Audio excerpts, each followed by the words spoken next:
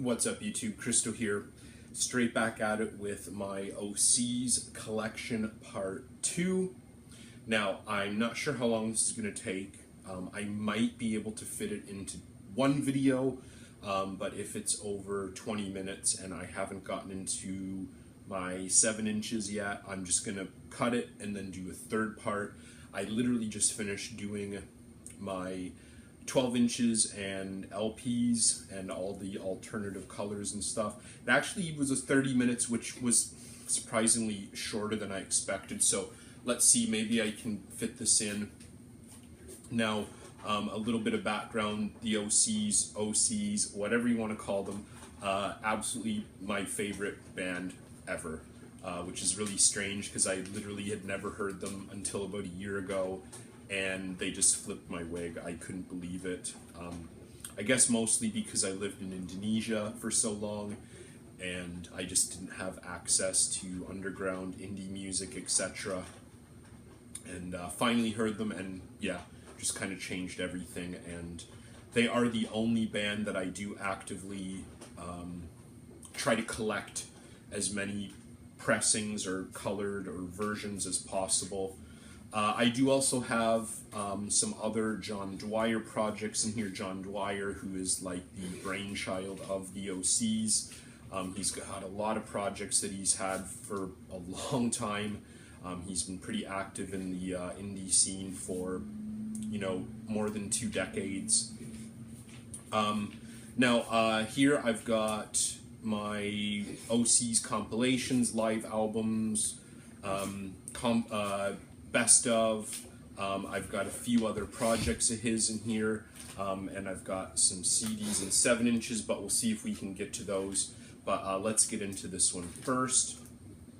Have to admit, this is one of my least favorite John Dwyer projects. Damaged Bug.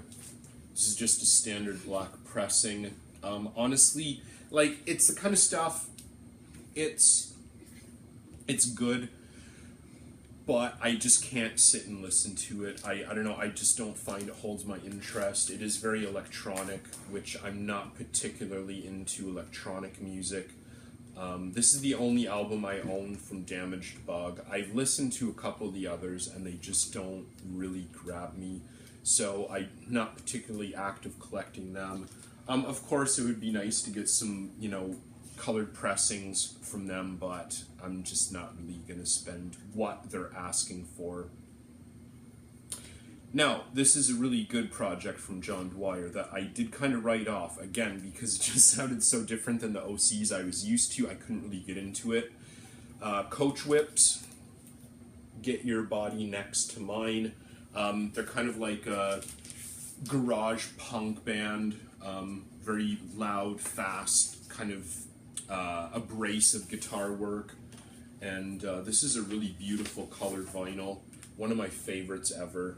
I believe it's called like Bubblegum or something, their Bubblegum pressing. I think that looks beautiful, and this is actually pretty cheap. I think I got this for under 30 bucks Canadian shipped, which doesn't really happen with like OCs or Castle Face colored pressings that often.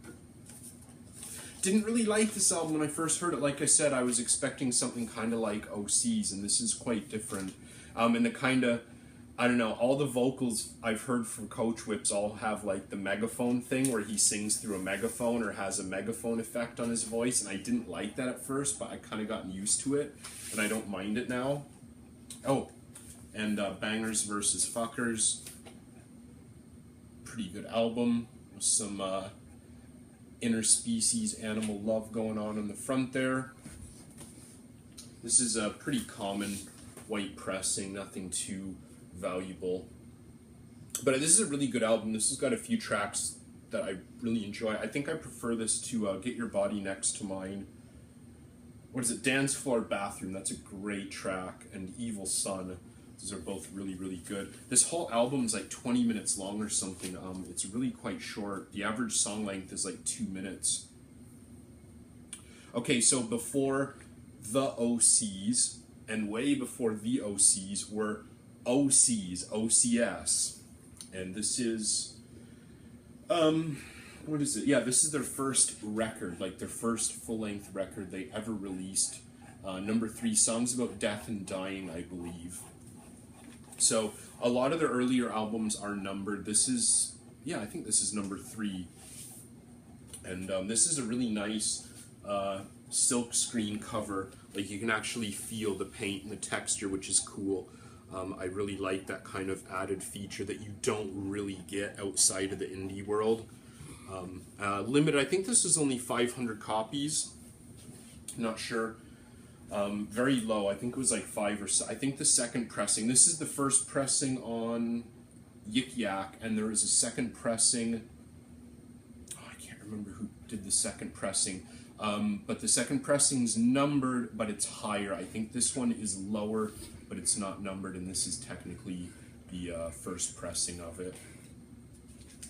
This is a nice white vinyl, literally no markings, no song names. You actually have to read the matrix to find out which is side A, which is side B. So in my attic where I have my my turntable, and when I'm listening to music at night, which is more often than not, I literally have to get out, turn on the lamp, and look for the code on this.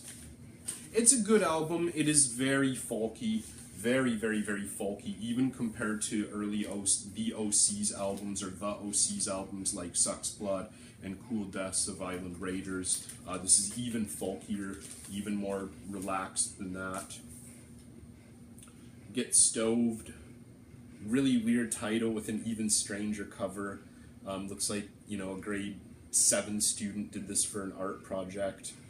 It's not John Dwyer. I can't remember who did the cover, but it is not a child, I don't think. And both of these actually have colored sleeves, but or custom sleeves, but I exchanged them because I don't want them to get damaged. Unfortunately, the custom sleeve for this came in not very good condition, so I don't want it to just end up getting, you know, completely destroyed. This is, I think there's only one pressing of this on translucent red vinyl, and again, there's no markings on the labels here, literally just blank. You have to read the matrix numbers again. But again, really similar to Songs About Death and Dying, and this is considered album number 4. Like I said, they used to number the albums in their early days. Singles, volume 1 and 2. This is a really, really good compilation, and it's really long. I think this is about an hour and a half, which, if you know much about full-length OC's albums, they usually are about 30 to 40 minutes. Rarely have they gone over that. And this is long. I don't even know what. There's 24 tracks on here. Really good. There's some awesome tracks. I have to admit, towards side D, it does get a little bit getting into their lower grade stuff, but there's still some awesome songs from this whole album. Basically, this is just rare and unreleased stuff that was on splits or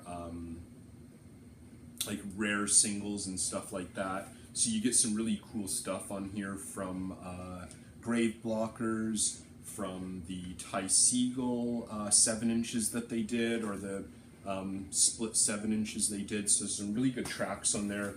This one actually is quite a rare pressing. This is definitely one of the more expensive OC's colored vinyl.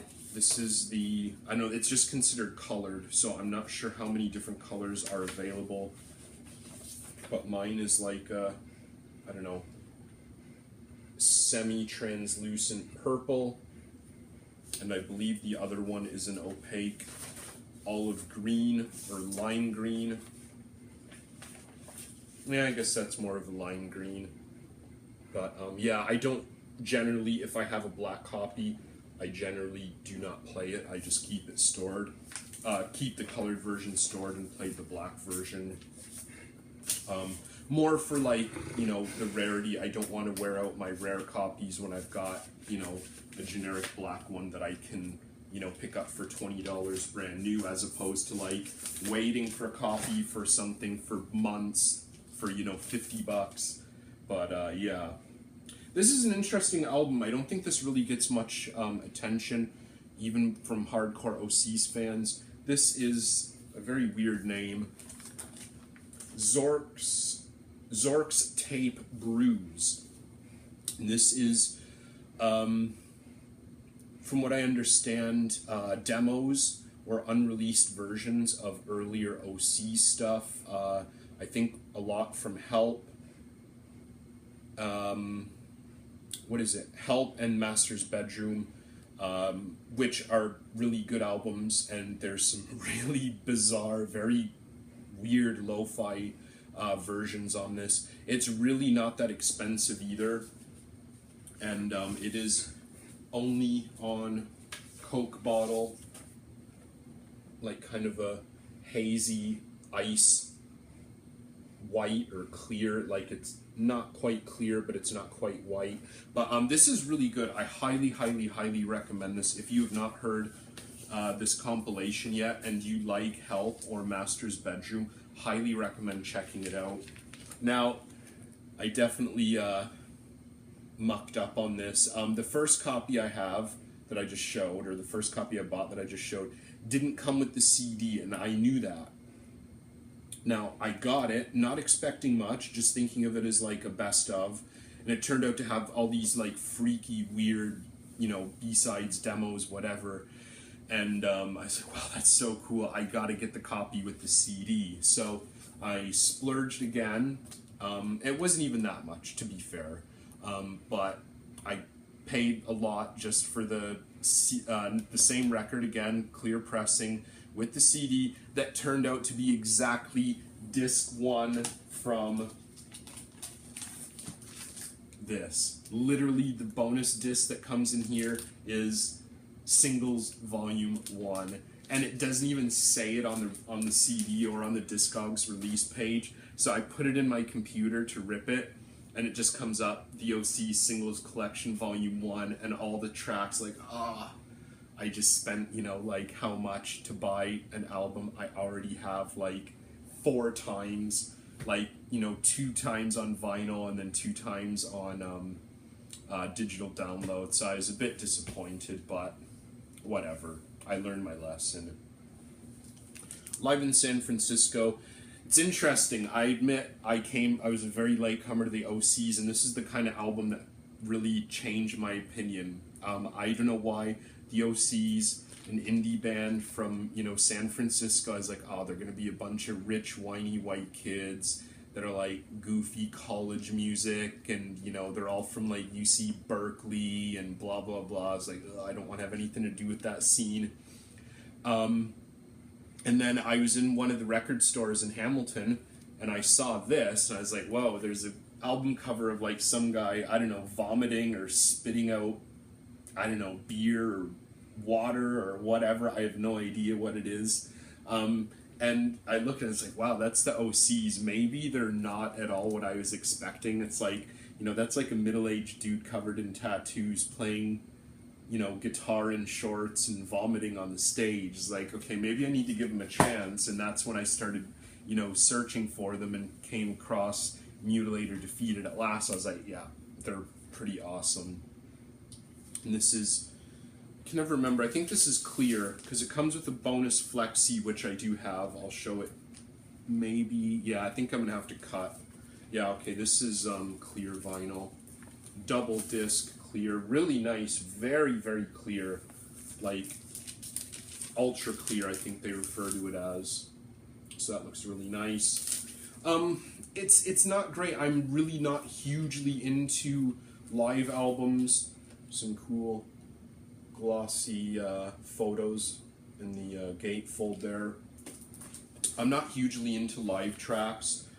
There's a few songs in here that are okay. It's the kind of thing I might put on once, oh yeah, that's alright, and then that's kind of it. You know what, let's do this first, actually. Now, this should be my black edition. Singles Collection Volume 3. Very bizarre cover art with like kind of a shiny silver, which is why it's really hard to see. Now, I have 3 copies of this. None of them are particularly that rare. Honestly, it's not a great singles collection, especially compared to volume 1 and 2. The A side in this is pretty good, but the B side really falls apart. And it has this song on here that I can't stand. FBI 2, the Mr. Quintron cover. They did a cover, or they did a split 7-inch with Mr. Quintron, and the FBI 2 song on here, I just can't stand it. I don't like it at all. It's really bad. It doesn't sound like the OCs in any way, shape, or form, and I don't even think it's a very old version, or an old song. It's definitely newer era OCs. This one's kind of cool. Coke bottle with pink. I think they called it like Pepto-Bismol pink or something. It's kind of cool looking. I don't know why I like the split like half and half colored vinyl. They usually look good. And this one is my Blob, I believe it's called, or Cloud or Haze or something. This one doesn't look as good as the example on Discogs. The one on Discogs looks really cool. This one's okay. I don't know, I like that kind of like that Mutilator Defeated at Last colored pressing. I like the kind of clear with the blob. Just unfortunately mine doesn't look as good as the Motto version that you see on the Castle Face site or on Discogs or whatever. Now, I'm including this with the OCs because it's on Castle Face and they do appear on it. This is their Velvet Underground and Nico tribute. It's just Castle Face Records covering all the tracks from that album. I love that album. I think it's excellent. This, I don't know, I was really, really underwhelmed. I have to admit as well, I'm not hugely big into Castle Face except for the OCs. I know Ty Segall's done a few things on Castle Face, but I'm still not even a huge Ty Segall fan. There's really not a lot on here that is really good. I think the Mallard song was pretty good. There She Goes Again. I can't remember. I listened to this once and I was like, man, that's really disappointing. The OC song is European Sun, I believe. Yeah, European Sun. And it's just boring. I don't know. This is, though, however, the reason I got it, the overripe brown version, kind of like After the Banana. And I got it for really cheap, and it seems to be kind of getting more and more desirable now, so whatever. And a second copy that I did buy after I already decided I didn't like it, but this one is, I think, the yellow version, yeah. This is the yellow version, the ripe banana version, and there's one more that's green that I believe is called the unripe banana version. I think that one's still available on Castle Face, but I'm not 100% sure. So I am going to stop it there because I've got a whole bunch more 7 inches, and some of these are really rare, obscure, with really cool art. So I'm going to save it so I can actually get into them without doing like a 40-minute video. So stay tuned for part 3. I'd love to hear what you think. You know, if you've got any rare albums, anything that I don't have, that you've got in your collection, I'd love to hear it. There's some really rare OC stuff out there that I'd love to get my hands on, or at least just love to hear someone's input who has it. It would be pretty cool. So anyways, thanks so much for watching, everyone, and I'll see you again soon.